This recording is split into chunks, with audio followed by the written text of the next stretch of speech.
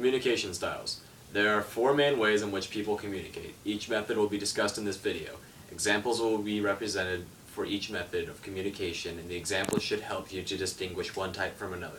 You should also recognize the limitations of the 3 techniques and strengths of the 4th technique.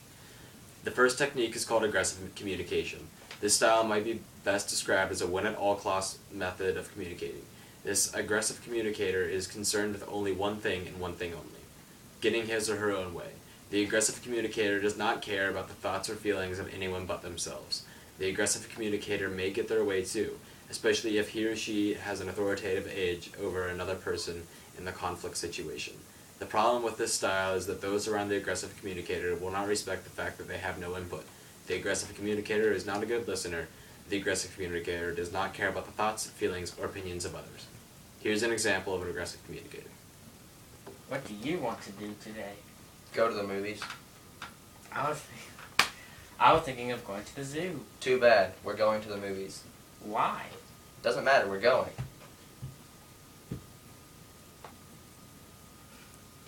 The second technique is called passive communication. A passive communicator always lets others have their way without standing up for his or her own rights, opinions, or thoughts. The passive communicator would rather avoid conflict than confront others. They may be taken advantage of in any situations because they are afraid to say no. This is a very ineffective communication style. Passive communication may be the result of low self-esteem. Individuals who exhibit passive behavior may consider themselves unworthy of expression. They tend to suppress emotions and let others control their behavior. This style may have roots in young childhood, where an individual may have received praise for submissiveness. Sometimes submissiveness can turn into a pattern of behavior where the individual hides his or her own opinions to please others. Hiding opinions can lead to hiding emotions and grievances build up as they pass through a threshold, resulting in an explosive episode. The individual will settle into their typical passive style and internalize guilt for an explosive episode. Passive communicators may also demonstrate poor eye contact and inappropriate body language or postures.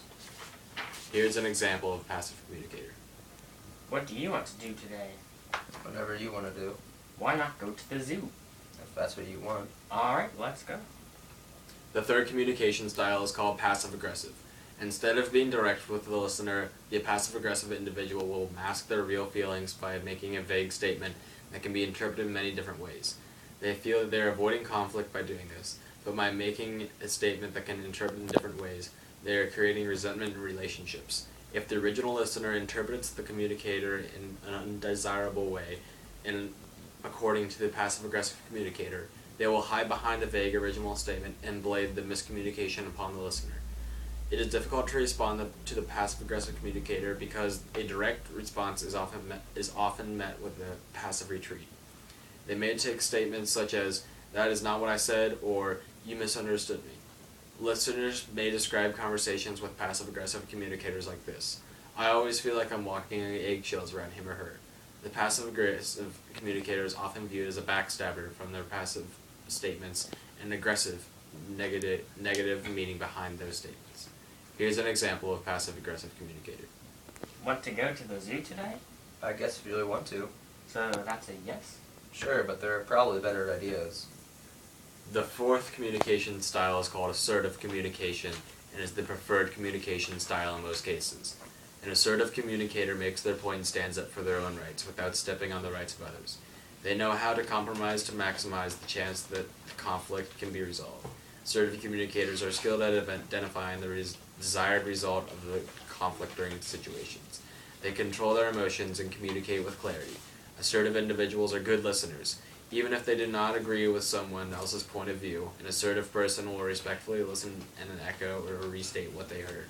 This is called active listening and is an important skill to develop. Active listening can diffuse the aggressive stance upon a person who feels like their point of view is not being heard. Here's an example of an assertive communicator. What do you want to do today? I think going to the movies sounds nice. Oh, I wanted to go to the zoo. I think we could do both. How about we go to the zoo now, and when it closes, we can go to the movies. Is that okay? Yeah. One of the most common problems with communications is caused by trying to read people's minds or expecting them to read yours. If you want people to respond to your ideas and needs, You will have to be able to say what they are and say it in a way that will make others want to respond nicely.